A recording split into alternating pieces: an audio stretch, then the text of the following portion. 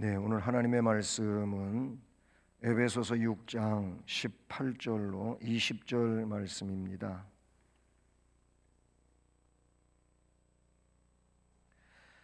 에베소서 6장 18절로 20절 말씀 함께 봉독하시겠습니다. 모든 기도와 간구를 하되 항상 성령 안에서 기도하고 이를 위하여 깨어 구하기를 항상 힘쓰며 여러 성도를 위하여 구하라. 또 나를 위하여 구할 것은 내게 말씀을 주사 나로 입을 열어 복음의 비밀을 담대히 알리게 하옵소서 할 것이니 이 일을 위하여 내가 쇠사슬에 매인 사신이 된 것은 나로 이 일에 당연히 할 말을 담대히 하게 하려 하심이라. 아멘. 네, 우리 지난 시간 2시간에 걸쳐서 하나님의 전신갑주를 입으라 취하라 라는 말씀을 들었죠. 그리고 지난 시간에 바로 전신갑주의 그 방어하는 무기 그리고 공격하는 무기 5가지와 1가지, 6가지에 대해서 그렇게 말씀을 들었습니다. 왜 그래야 되냐면은 영적 전쟁에서 승리하기 위해서 그렇게 하라고 우리가 지난 시간 본문들에 나오고 있죠. 악한 날에 우리가 그 사탄을 대적하고 영적으로 바로 서기 위해서 그렇게 해야 한다는 것을 말씀을 드렸습니다. 그리고 나서 바로 이어서 오늘 말씀에 기도의 내용을 말씀합니다. 저는 오늘 말씀 제목을 항상 성령 안에서 기도하라 이렇게 정했습니다. 네, 우리가 기도를 하는데 이제 말씀 제목 자체가 성령 안에서 기도하라는 겁니다. 그냥 기도는 뭐 누구나 할 수 있죠. 성령이 사실은 없는 사람도 기도할 수 있고 아니면 성령이 아직 충만하지 못한 사람도 기도할 수 있고 뭐 성령 충만한 사람도 기도할 수 있고 기도는 누구나 할 수 있어요. 그리고 일반적으로도 뭐 이 신한테 기도하든 저 신한테 기도하든 뭐 제가 말이 신이 이것도 있고 저것도 있다고 하는 게 아니라 사람들 입장에서 세상에는 뭐 신이 너무 많잖아요. 일본에는 뭐 400만 신이다, 800만 신이다, 뭐 그래서 신이 종류가 다양해요. 성경에도 보니까 바울 사도가 이름도 모르는 신도 있다고 그렇게 쓰여지고 있어요. 뭔 신인지도 모르고 그냥 그 신이라고 생각하고 하는데 어쨌든 그런 신을 숭배하는 자들은 다 그 신에게 기도를 해요. 우리만 기도라고 하는 말을 쓰는 게 아니고 다 일반적으로 그렇게 뭘 구한다고 할 때 기도한다 이렇게 해요. 근데 여러분 우리 기독교인들의 기도의 그 원칙이라고 하는 것은 바로 성령 안에서 기도하는 거예요. 하나님의 영 안에서 기도하는 거예요. 만약에 이 하나님의 영 안에서 오늘 말씀에도 뒤에 나오지만은 이 성령 안에서 기도를 안 한다고 하는 건 뭔 얘기냐면은 그냥 내 생각으로 기도하는 거죠. 내 생각으로. 그러니까 인간 중심으로 기도하는 거예요. 그 기도는 하나님이 원하시는 기도가 아니에요. 예수님 기도를 보시면 예수님 기도는 항상 아버지의 뜻을 구하는 기도를 하셨어요. 그 내용은 그건 뭡니까? 자신의 뜻이 아니라는 거지요. 마찬가지 오늘 하나님의 백성된 우리들도 성령 안에서 하나님의 뜻을 기도해야 된다 이렇게 볼 수가 있어요. 그러면 지난 시간에 그 영적 전쟁에서 승리를 위해서 하나님의 전신갑주를 입어야 되는데 근데 이 전신갑주 물론 그 자체가 영적인 내용들이지요. 뭐 그 내용이 진리의 허리띠라든지 아니면은 또 이 호심경 옛날에 흉배라고 그랬는데 호심경 가슴 보호대 그거를 의의 호심경이라 했어요. 그런가 하면은 평안의 복음이 준비한 신발을 신으라고 그렇게 말하고 있죠. 믿음의 방패를 들고 구원의 투구를 쓰고 그리고 성령의 검 하나님의 말씀을 가져라. 이 6가지에 대한 내용이 지난 시간에. 근데 이게 우리가 보면은 그 어떤 이제 무기로서의 지정된 내용이 있잖아요. 그걸 다 예를 들어 우리가 온 몸에 이렇게 입었다 이거예요. 그렇게 무장을 시켰다 이거예요. 근데 오늘 이 기도라고 하는 거는요, 그 6가지의 무장에 대해서 제대로 발휘될 수 있게 하는 내용이라고 볼 수가 있어요. 기도가 다시 말하면 이제 이 내용 안에 우리가 기도를 한다고 하는 것은 결국 심령, 이 심령, 다시 말하면 마음이에요. 마음. 여기에 대한 무장이다. 다시 어떤 각오 아니면 결단 뭐 이런 내용이에요.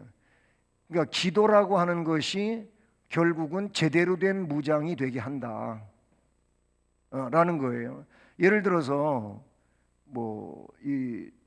지금 우리는 이제 휴전선이 쭉 있잖아요. 예? 휴전선이 남과 북에 그렇게 가로막혀 있어요. 그래서 오고 갈 수가 없죠. 여기 휴전선에 보초를 서는 군인들이 있어요. 경비 근무를 선다고 하지요. 근데 이 근무자들이 지금 군 보초로서 갖춰야 될 모든 장비를 다 갖추고 가서 참호 속에서 아니면 철책 근무를 선단 말이죠. 근데 그렇게 다 무장을 했어요. 앞에 그 6가지 무장하는 것처럼 무장을 하고 그리고 가서 근무를 서는데, 근데 마음이 이 경비 근무자, 그 초소의 근무자로서의 마음 자세가 아닌 거예요. 그 마음 자세가 아니고 지금 자기는 자기가 있는 이 위치에서 저 위치까지를 지금 보초를 서야 되는 거예요. 그 경계 근무하고 있는 곳에 뚫리면 안 돼. 그래 거기에 대한 마음 무장이 잘 돼 있어야 되잖아요. 근데 그렇게 마음적으로 무장이 안 된 상황에서 거기에 가서 무장을 하고 있지만은 지금 동태를 살피지도 않고 그 마음은 딴 데가 있는 거예요. 다른 데가 있어. 그래 거기서 지금 거기에 생각에만 몰두가 돼 있어. 예를 들어서 이 아이가 지난 주간 외박을 해가지고 PC방에 갔다고 생각해 보세요. PC방에 가서 무슨 게임을 하고 왔어. 근데 그 게임 하는 것만 지금 마음속에 꽉 차 있어가지고 지금 게임 프로그램이 자기 눈앞에서 막 왔다 갔다 해. 그러고 있더라면 경계 근무가 제대로 되겠냐고요?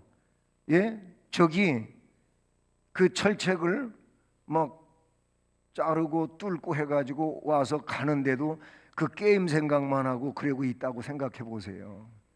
그러면 아무리 그가 무장을 하고 있었어도 마음이 제대로 돼 있지 않으면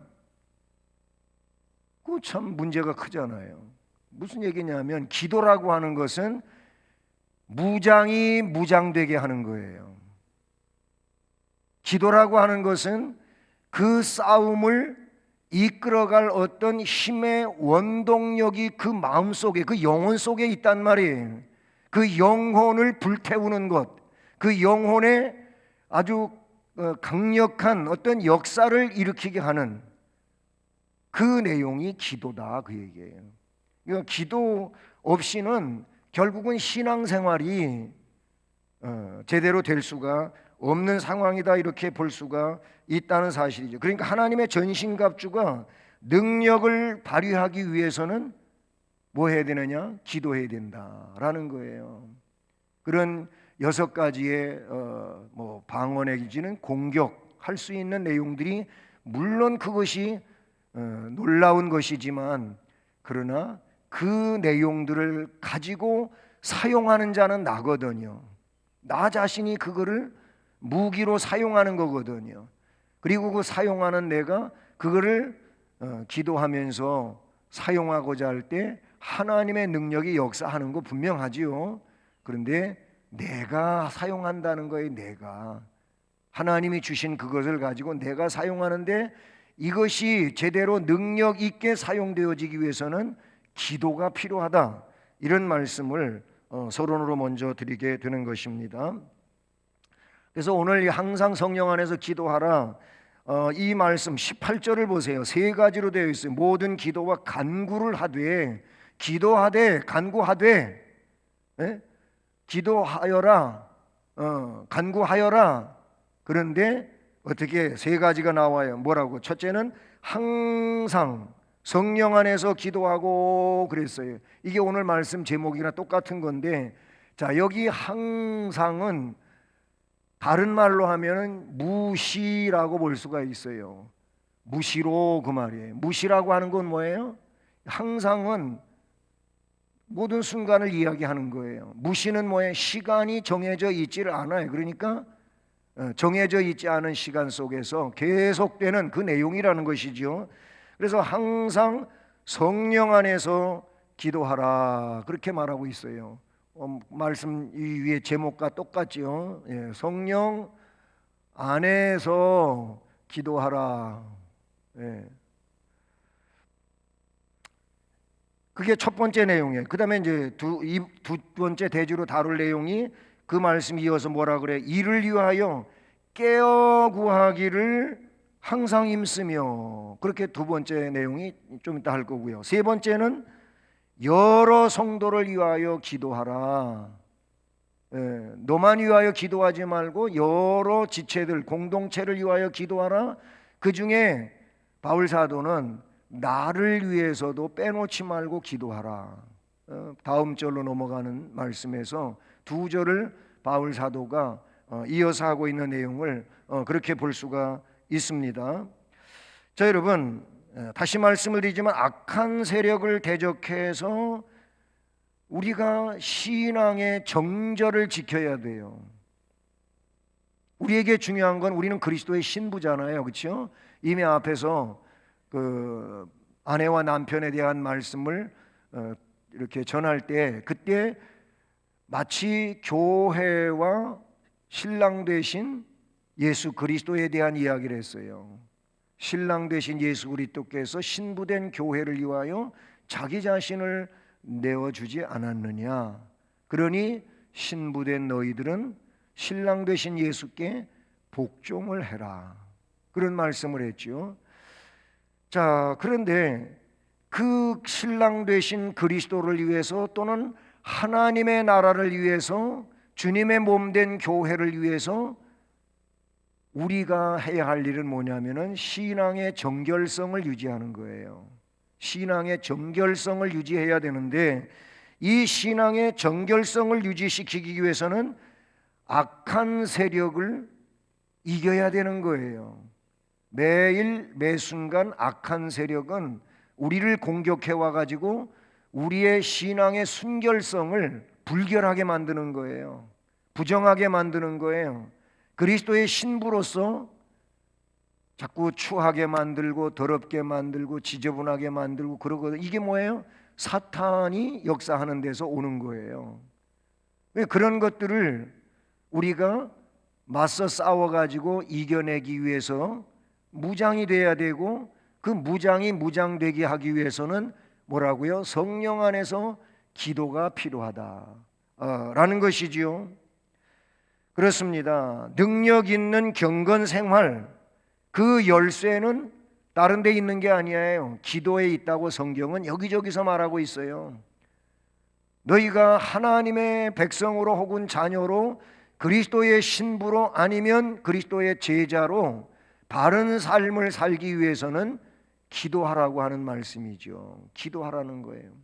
뭐 주님 가르쳐 주신 기도 가운데서도 그래서 그 뒷부분에서 말씀하고 있는 기도의 내용들이 뭐예요?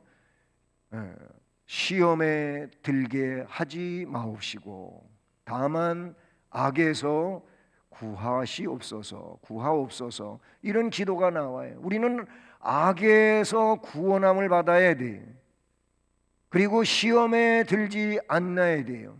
근데 예수님 마태복음 26장 41절에서 예수님 겟세마네 동산에서 기도하시던 내용 중에 연결되어 있는 거예요. 이 말씀은 첫 번째 기도를 예수님이 3번 기도하시잖아요. 근데 첫 번 기도하시고 3명의 제자들 베드로, 야고보, 요한 그리고 나머지 8명은 저 멀찌감치 더 있었어요. 그리고 한 명은 가룟 유다, 이미 예수님을 은 30에 팔아먹기 위해서 제자의 수에서 떠나버린 거고요. 어쨌든 3명을 더 가까이 데리고 가셨다 그래서 베드로, 야고보, 요한을. 근데 예수님 돌 던질 만큼 더 멀리 가서 기도하시고 첫 번째 기도를 마치시고 3명의 제자가 있는데 와 봤더니 가기 전에 뭐라고 그랬어요? 부탁했어요. 야, 여기 내 고민할 죽게 됐다 지금. 뭐 구체적인 내용은 안 하고 그냥 난 너무 고민이 크다. 내가 지금 죽을 지경에 이르렀다. 그러니 너희들은 나를 위하여 좀 깨워서 기도 좀 해라. 그런 부탁을 하고 갔는데 갔다가 와서 보니까 이게 뭐 형편없어. 그냥 졸고 있는 거예요. 물론 지금 자정을 넘어서 그렇게 새벽녘으로 밤중을 넘겨서 이렇게 가고 있으니까 제일로 피곤스러운 시간이죠. 그렇죠? 그런데 막 그냥 졸고 있어요. 어떤 사람 조는 것도 굉장히 재밌게 조는 사람이 있어요. 조는데 그냥 늘 옳습니다지. 그래놓고 또 안 좋은 것처럼 그러는 건지 또 그래요. 어쨌든 졸고 있어. 그래서 예수님이 그때 하신 말씀이 뭐예요? 시험에 들지 않게 깨어 기도하라 이 말씀하셨어요. 그러면서 거기다 첨부해서 주신 말씀이 마음은 원인데 육신이 약하구나 그러셨어요. 여러분 마음은 그렇게 하기를 원하는데 육신이 약한 게 우리 인간이지요. 근데 여러분 성령이 충만할수록 그 육신의 연약함을 이기고 마음의 원함을 따라 나가는 줄로 믿습니다. 그래서 성령 안에서라고 하는 내용도 붙게 되는 건데요. 지금 이 시대는요 행동을 중시하는 그런 현대인들이라고 그래요. 그래, 행동이 중요하다. 행동을 중시하는 시대에 살고 있어요. 그러다가 보니까 기도의 능력도 과소평가하는 이런 일도 생기는 거예요. 기도 안 해도 뭐 잘하면 되지 이런 식인데, 그런데 여러분 기도하지 않고 주의 일은 잘 할 수가 없어요. 오죽하면 주님이 기도 안 하면 시험에 든다고 하셨겠습니까? 기도 안 하고 봉사하다가 시험 들고, 기도 안 하고 헌금하니까 시험 들고, 기도 안 하고 뭐 하니까 시험 드는 거예요. 기도하고 해야 돼요. 사업도 기도하면서 해야 돼요. 어떤 기획을 하고 그 일을 진행시켜 가고자 할 때는 먼저 기도가 꼭 필요해요. 왜 그러냐면 하나님이 내 앞길을 가시면서 먼저 그 모든 것들을 작업을 해 주셔야 되거든요. 그게 필요하거든. 기도는 그런 역사를 이루는 것이라고 볼 수가 있다는 사실이죠. 성경은 많은 위인들이 극한 상황에서 기도한 것을 계속 말씀해 주고 있어요. 기도했어요. 그 기도로 결국은 지금 다가오지 않은 그 내용을 여기서 기도함으로 벌써 하나님이 그 일을 역사하셔서 문제를 해결해 놓고 계신다는 거예요. 당장 맞닥뜨려 가지고 그때 뭘 어떻게 하려고 하면은 너무 늦어요. 그래서 미리 이곳에서 저기 있는 내용을 위하여 기도하는 것이 바로 놀라운 역사를 지금 미리 이루어 놓는 그런 일들이라고 볼 수가 있는 것이죠. 아브라함도 미리 천사를 만나 가지고요, 천사를 대접해서 지금 소돔 고모라에 들어가 있는 롯과 그의 가족이 지금 하나님의 심판으로 망하게 생겼어요. 그래서 아브라함이 그 이야기를 듣고 중재 기도를 하잖아요. 거기 의인 50명만 있으면 멸망시키지 않으시겠습니까? 의인 50명만 있으면 멸망 안 시킨다. 50명이 없다는 얘기가 되잖아요. 그래서 너무 그냥 갑작스레 확 줄이면 그러니까 45명, 5명 빼가지고 45명. 처음엔 그랬어요. 그랬다가 50명, 맞죠? 40명, 40명이 30명, 20명, 10명, 그것까지 다운이 됐다니까, 저 50명에서. 근데도 10명만 있어도 멸망시키지 않겠다고 하나님의 사자가 그렇게 얘기를 해요. 근데 10명에서는 노세 식구만 생각해도 몇 명 되잖아요. 그렇게 많은 사람 중에 그게 없겠냐고 생각을 했는데 그 사람이 없었어요. 그리고 그 롯과 가족을 강제로 빼내려고 했지만은 그나마 롯의 사위는 농담으로 알고 롯의 아내는 뒤돌아보지 말라 그랬는데 소돔 고모라의 그 아까운 보석들 가지고 나오지 못해 가지고 너무 궁금한 거에 뒤에서는 막 그냥 벼락치는 소리가 나고 난리가 났어요. 그래서 도망가다가 돌아봐갖고 소금 기둥이 됐다고 성경이 말하고 있지 않습니까? 그 사해바다 갔는데 가이드 목사님이 그러더라고요. 저기 있는 저 기둥이 혹시 롯의 처인지도 모른다고. 하여튼 그냥 그렇게 믿거나 말거나 얘기하는 얘기를 들었는데 소금 기둥들이 꽤 있으니까 어쨌든 아브라함도 중재 기도해서 롯과 그 두 딸을 살려내지 않습니까? 여러분, 기도는 중요한 거예요. 예수님 자신도 극한 상황에서 기도하시고 하나님의 뜻을 이루시려고 하는 이런 애쓰시는 모습이 마치 그가 기도하면서 땀이 흘렀어요. 누가복음엔 그 땀방울이 핏방울이 되기까지 기도를 하셨다고 그렇게 말씀하고 있는 것을 우리가 보지 않습니까? 여러분, 중요한 것은 기도가 성령 안에서 이루어져야 된다는 거예요. 성령 안에서. 그러니까 우리는 기도를 할 때 꼭 이런 기도를 앞에 해야 돼요. 저의 기도를 성령께서 이끌어 주시고 성령이 역사하시고 주님의 뜻을 따라 간구할 수 있게 해주시고 저를 통하여 아버지의 뜻이 이루어지게 해주시고 그런 내용이 꼭 필요해요. 그리고 우리의 소원이 있고 우리가 바라는 것들이 있을지라도 그 모든 것들을 간구는 하되 아버지의 뜻대로 하시옵소서. 하나님의 뜻은 언제나 좋은 것입니다. 우리가 생각할 땐 그렇게만 돼야 되고 그것이 나에게 유익한 것이지만 그러나 하나님이 지금 당장만 보시지 않고 지금부터 영원까지를 알고 계시면서 이끄시는 하나님께서 가장 좋은 것으로, 가장 아름다운 것으로, 가장 훌륭한 것으로 하나님의 때에 허락해 주실 줄로 믿습니다.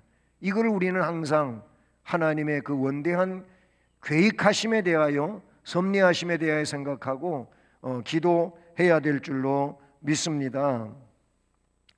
즉 성령 안에서 기도하라고 하는 이 말은 자신의 목적을 위해서만 기도하지 말라는 거예요. 그런 의미를 담고 있다, 그런 얘기시죠. 그래서 예수님은 마태복음 6장 33절에서 너희는 먼저 하나님의 나라와 그의 의를 구하라 이렇게 말씀하셨어요. 그것이 진정한 제자된 자들의 기도 내용이다 라고 하는 겁니다. 하나님의 나라와 하나님의 의를 위하여 구하면 하나님이 너희들이 염려하는 것, 너희들이 생각하고 있는 것, 이 모든 것은 더하여 주시리라. 아멘. 그렇게 말씀하셨어요. 그러니까 우리는 그 말씀에 대한, 이 주님의 말씀에 대한 그 믿음을 가지고 우리가 해야 할 일은 뭐예요? 우리의 인간적으로 염려하는 것들을 하나님 앞에 맡기고 하나님의 나라가 나를 통해서 잘 이루어지기를 위해서 기도하는 자가 되어야 할 줄로 믿습니다.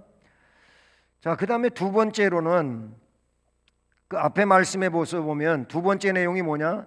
깨어 구하기를 항상 힘쓰며 그랬어요. 거기. 그래서 두 번째는 항상 깨어서 기도하라. 항상 깨어서 기도하라. 성령 안에서 기도하라. 항상 무시로 성령 안에서 기도하라. 항상 깨어서 기도하라. 이 항상 깨어서 기도하라고 하는 말씀은 두 가지가 있다고 볼 수가 있어요. 그 하나가 뭐냐면은 말 그대로 항상 기도하는 거예요. 예. 항상 기도. 두 번째 그 내용은 뭡니까? 깨어서 기도하는 거예요. 예. 여러분, 바울 사도는 데살로니가전서 5장 17절, 이 데살로니가서 5장 17절에서 뭐라고 얘기했냐면은 쉬지 말고 기도하라 그랬어요. 여기는 쉬지 말고, 바울 사도는 그랬어요. 항상이나 쉬지 말고나 아니면 뭐 깨어서나 무시로나 이 같은 의미인데, 여기는 쉬지 말고 그랬어요. 여기서 쉬지 말고 혹은 항상 기도하라고 하는 것은 어떤 의미가 있냐면은 기도를 하는데 인내하며 기도하라, 이런 의미가 담겨져 있어요. 인내하며 기도하라. 왜 인내하며 이렇게 말하냐면, 저 항상이 왜 인내가 필요한 것입니까? 어떤 때는 기도하고 싶지가 않아. 그럴 때도 있단 말이죠.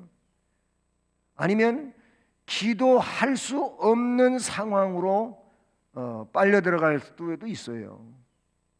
우리가 살아가는 모든 삶의 상황 가운데 참으로 기도하기 힘들고 기도하기 어렵고 기도를 못할 수밖에 없는 이런 때도 있어요. 그런데 그때도 기도를 위해 인내해야 되는 거예요. 기도를 할 수 있도록 인내를 해야 된다, 그 말이죠.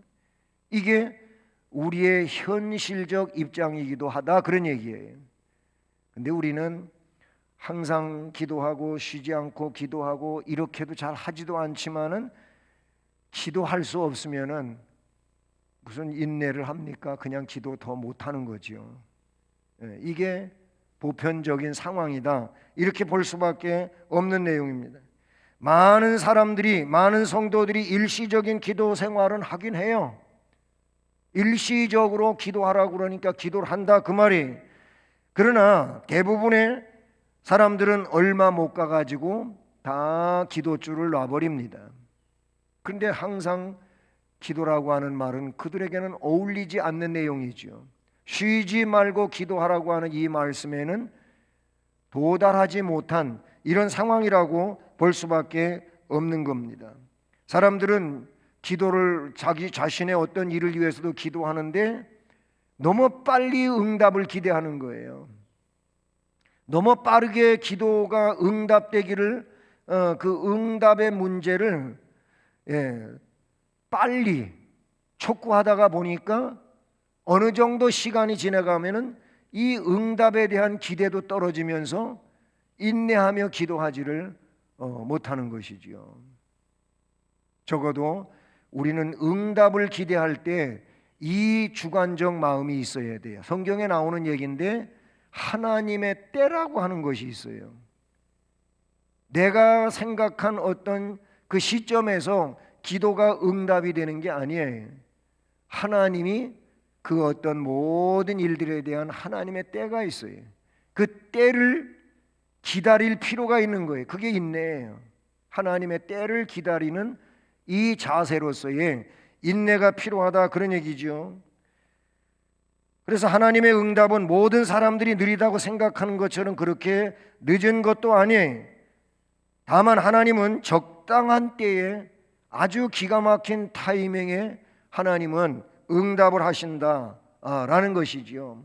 그래서 성 아우구스티누스, 어거스틴이라고 우리가 보통 그러지요. 이 어거스틴도 탕자였어요. 탕자. 그러니까 어머니 모니카는 얼마나 이 탕아가 된 아들을 위해서 슬피 울며 기도를 했겠어요. 하나님, 내 사랑하는 아들, 저 아들이 저렇게 하나님을 멀리 떠나가지고 아주 하나님이 원하지 않는 나쁜 짓만 하고 저렇게 살고 있으니 하나님 불쌍히 여기시고 내 사랑하는 아들이 하나님 품으로 돌아올 수 있게 해달라고 17년을 기도를 해요. 17년을. 그런데 어느 날 갑자기 하나님 말씀에, 로마서의 말씀에 그가 그냥 망치로 얻어맞은 것처럼 감동을 받아요. 그래가지고 한순간에 완전히 뒤집어진 거죠. 그래서 참회록을 써요. 그 참회록의 내용들을 보면 자기가 지난날 하나님 앞에 부끄럽게 살았던 죄들이 낱낱이 거기에 지적이 되고 고백이 되지요. 그러면서 세기를 갑니다. 결국은 그가 성자가 됐어요. 성 어거스틴이 된 거예요. 그러니까 거기에 인내하며 기도한 어머니가 있었어요. 모니카라고 하는 그의 어머니가 있었다. 이렇게 볼 수밖에 보여지게 된 것이죠. 그런데 항상 기도를 하되 깨어서 기도하라. 그렇게 말씀은 나타내주고 있는 것이죠. 깨어 구하기를 항상 힘쓰며 그랬어요. 여기서 깨어서 기도한다고 하는 것은 어떤 의미가 있냐면은 형식을 버려라. 형식적인 기도. 이 형식적인 기도는 버려라 라는 거예요. 형식적인 기도가 지속이 되다가 보면은 어떤 상황에 이르냐면은 그냥 습관화돼 버리는 거예요. 습관화. 습관. 여기서 습관이 좋은 습관은 사실 우리가 가지고 있는 것이 좋지요. 근데 여기서 기도가 습관이 된다고 하는 것은 이거는 좋지 않은 상태를 말하는 거예요. 우리에게 있어 기도는 습관이 아니고 뭡니까? 이 내용은 우리가 기도가 뭐냐라고 할 때 기도는 하나님과의 대화다, 기도는 호흡이다, 뭐 이런 얘기하는 것처럼 호흡과 같은 거예요. 이거는 실제의 내용이 되는 거예요. 습관은 실제와는 조금 다른 거예요. 그러니까 우리는 기도가 실제가 돼야 돼. 실제가 항상 지금의 상황이 돼야 된다 그 말이죠. 그러니까 깨어서 기도한다고 하는 것은 바로 그런 생명력을 지닌 기도에 대하여 말씀하고 있다. 이렇게 볼 수가 있는 거예요. 이 기도가 형식적이 되고 습관화가 되다 보면은 이 기도가 뭘로 바뀌냐면은 위선이 돼 버리고 마는 거예요. 기도는 위선이 되면 안 돼요. 기도는 살아계셔 역사하시는 하나님에게 내가 짓고 하는 내용이 되기 때문에 위선된 것은 하나님을 오히려 더 욕되게 하는 이런 상황이 되거든요. 그래서 그렇게 되면 안 된다는 거예요. 주님은 기도를 하는데 이방인처럼 뭐 칭송받으려고 하지도 말고 또 오래오래 해서 기도 시간이 길다고 해서 좋은 것도 아니고 중언부언하지 말라고 하는 거예요. 내 골방에 들어가서 은밀하게 기도하라. 은밀한 중에 보시는 네 아버지께서 갚아주신다. 이런 말씀들을 하고 있는데 그런 내용들은 전부 이것과는 다른 실제 상황에 하나님과 독대하고 면대하고 그 앞에 직접 고하는 이 내용으로서의 기도를 말하고 있다. 그렇게 볼 수 있는 것이지요. 여러분 누가복음 18장에 보면 거기 두 사람의 기도가 나와요. 바리새인의 기도가 나오고 세리의 기도가 나오지 않습니까? 그 바리새인의 기도는 옳다고 인정함을 못 받았어요. 오히려 세리의 기도가 인정받은 기도라고 그렇게 말씀하고 있는 것을 우리가 볼 수 있잖아요. 왜 그렇습니까? 바리새인의 기도가 형식적이었던 거예요. 그것이 습관적이고 위선적인 거예요. 그러나 세리의 기도는 살아계셔 역사하시는 하나님 앞에 자기의 자랑을 늘어놓을 일이 아닌 것이죠. 그래서 나는 죄인입니다. 저를 불쌍히 여겨 주시옵소서. 이게 뭐예요? 실제 자기의 내면의 상황을 그대로 하나님 앞에 고한 내용이죠. 그것이 하나님 앞에 인정을 받는 기도였다고 하는 것을 말씀하고 있다는 사실이죠. 그리고 나서 세 번째로 여기에는 이제 중보 기도예요. 중보 기도를 좀 잘하라. 예, 그렇게 볼 수 있어요. 그래서 오늘 말씀 마지막 부분에 여러 성도를 위하여 구하라 그렇게 되어 있죠. 18절 말미에.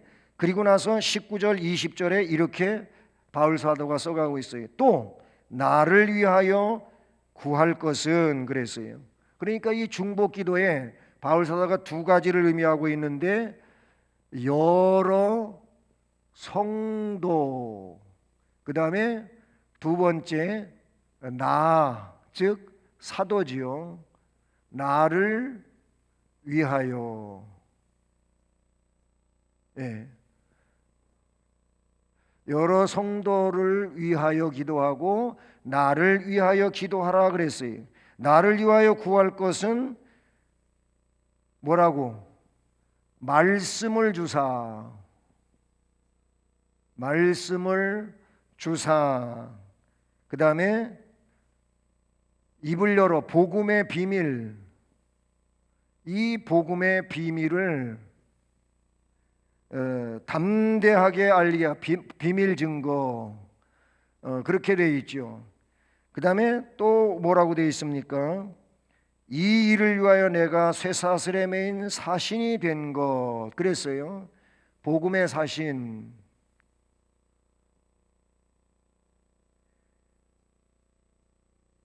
나로 이 일에 당연히 할 말을 담대하게 하려 함이라. 뭐 이런 내용들이 나와요.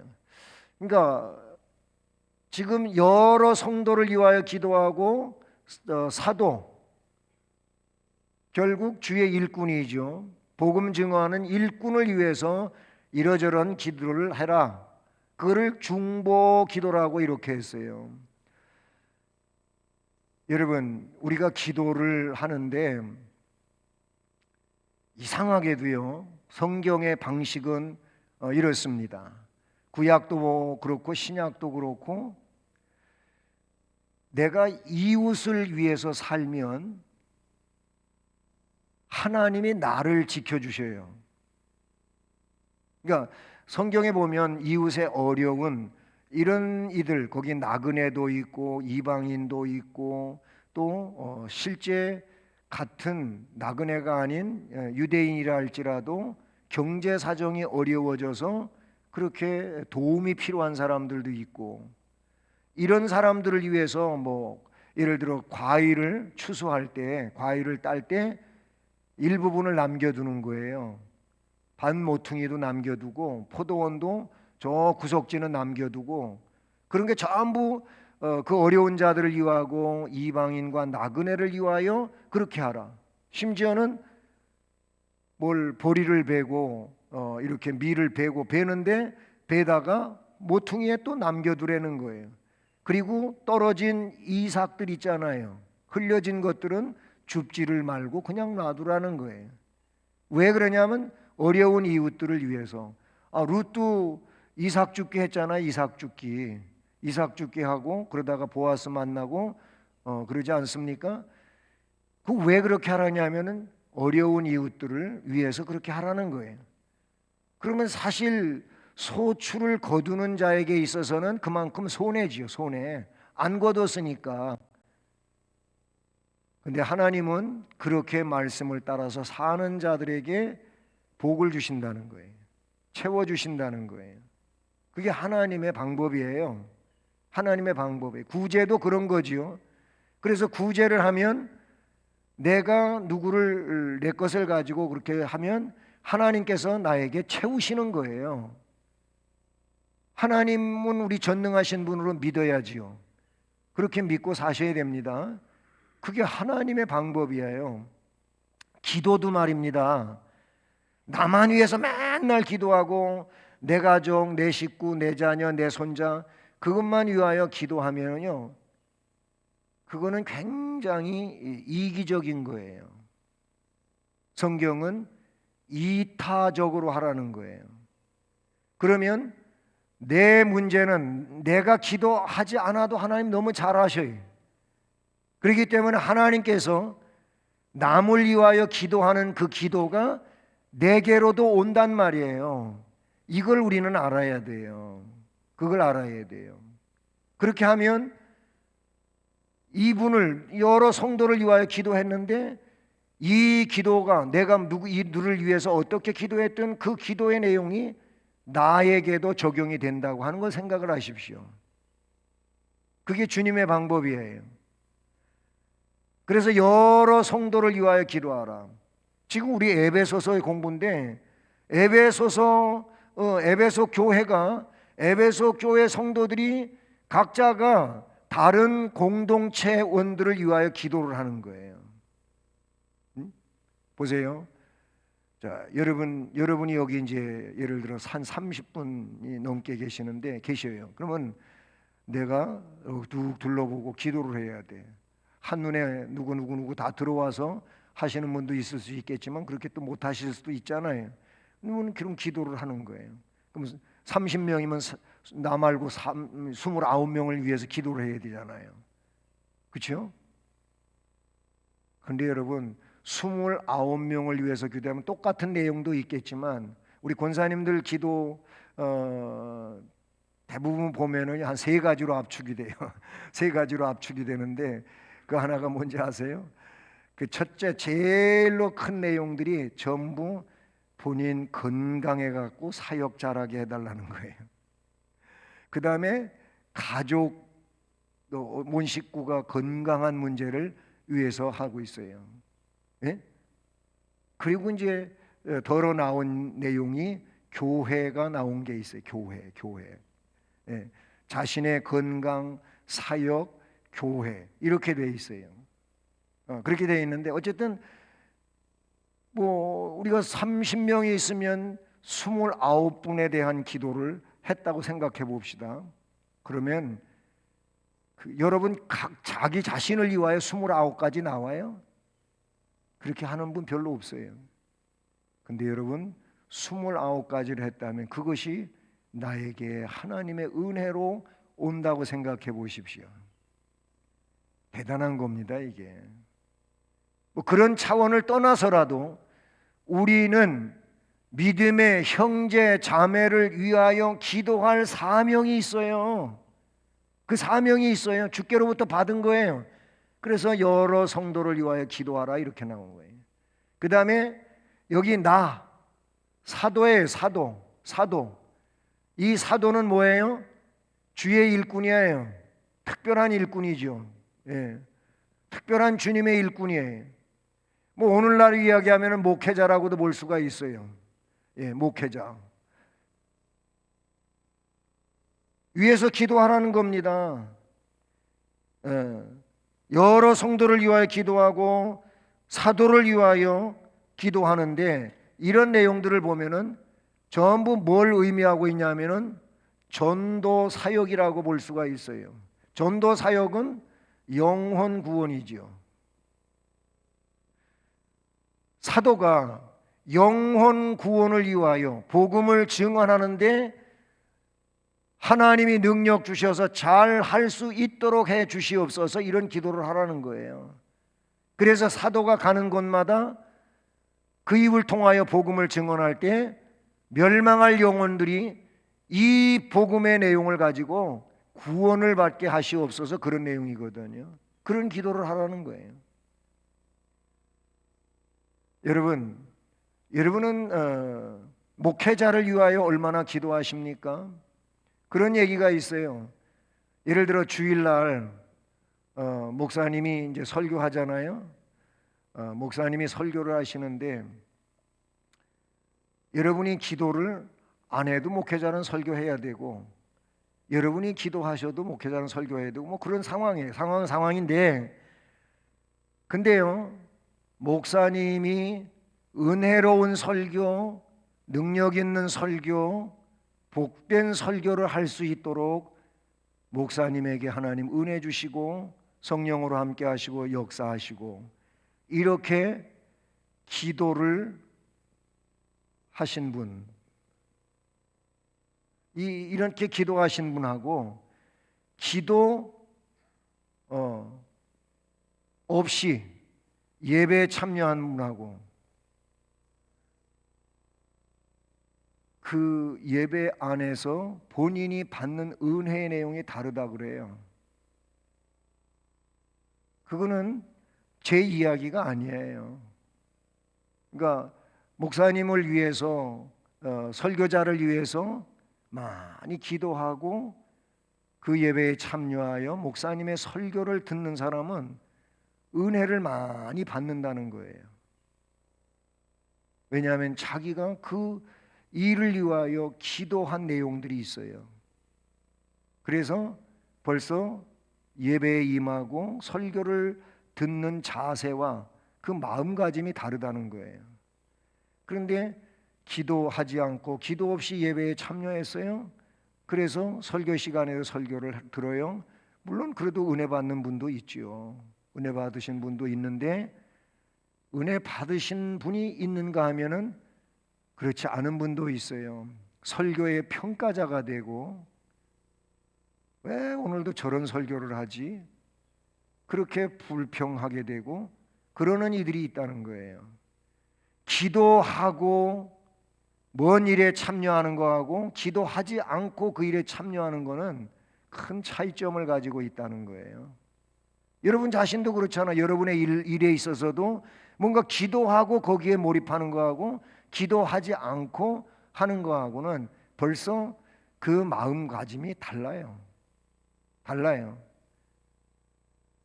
예를 들어서 바울 사도가 뭐 지금은 이제 에베소의 이 내용이지만, 에베소가 아닌 바울 사도가 지금 저 유럽에 가 있어요. 빌립보에 가 있다, 데살로니가 있다. 그런데 위에서 기도를 했어요. 물론 하나님은 그 기도를 또 들어서 역사하셔서 사도에게 그곳에서 또 놀랍게 일하실 수 있도록 역사하시겠지요. 그렇게 되겠죠. 그런데 사도를 위하여 기도한 자들은 사도를 끔찍이 생각을 안 할 수가 없지요. 그렇게 생각하니까 또 기도를 하게 될 것이고요. 여러분, 성경은 여러 곳에서 그 중보 기도의 훌륭함을 설명해 주고 있어요. 그리고 그 기도한 자들에게 하나님이 어떻게 역사하시는지에 대해서도 말씀해 주고 있는 부분들이 많이 있습니다. 예수님께서는 공생의 기간 중에 유태인들이 이방인보다 더 증오하는 사마리아 사람을 위하여 기도하셨어요. 예? 직접 그들의 여러 사람들을 찾아가시기도 하고 그들에게 역사하시기도 하셨어요. 그분은 지금도 하나님 보좌 우편에서 말할 수 없는 탄식과 눈물로 중보하면서 우리를 위하여 기도하시는 줄로 믿습니다. 그러니 우리들도 이런 내용들을 통해서 어떻게 뭘 기도를 해야 되는지를 가르쳐주고 계시는 줄로 믿습니다. 어쨌든 우리는 성령 안에서 기도하는 자가 되어야 돼요. 성령 안에서. 그리고 항상 기도해야 돼요. 깨어서 기도해야 돼요. 예? 이것이 기도로서 승리하는 삶을 살아가도록 우리에게 역사하시는 우리 주님의 사랑스러움이라고도 볼 수가 있는 것이죠. 모쪼록 항상 성령 안에서 기도하는 여러분 되시고, 또 항상 깨어서 기도할 수 있기를 바라고, 그리고 나가 아닌 다른 이들을 위하여 중보하며 기도하는 기도의 용사들이 되시기를 주님의 이름으로 축복합니다. 은혜로우신 하나님 아버지, 감사를 드립니다. 우리가 영적으로 하나님의 전신갑주를 입고 무장을 해야 합니다. 그런데 이 무장이 능력 있게 쓰여지기 위해서 성령 안에서 기도할 것을 말씀하십니다. 항상 깨어서 기도하라고 하십니다. 여러 성도를 위하여 기도하고 복음을 증언하는 사도를 위하여 기도하라고 하는 명령을 받았습니다. 우리가 이 기도의 명령에 충실할 수 있도록 인도해 주셔서 우리가 이런 기도를 드림으로 하나님이 기도하는 우리에게 역사하시고 이 시대 가운데서 영적으로 승리하는 주의 백성들로 세워지게 하옵소서. 감사하옵고 예수 그리스도의 이름으로 기도드립니다. 아멘.